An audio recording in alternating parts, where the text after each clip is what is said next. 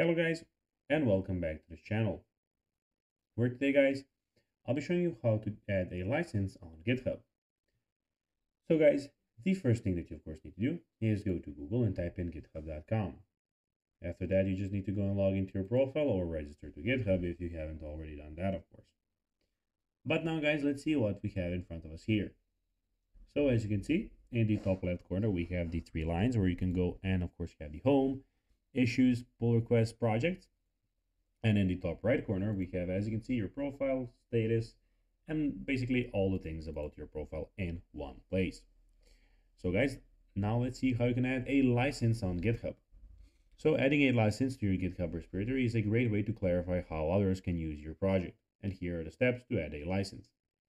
First of all, navigate to your repository, go to the main page and click on one, so as you can see. Then add a new file, click on add new file. After that, name the file. In the file name, type license or license.md. Choose a license template. Click on choose a license template to see a list of common licenses.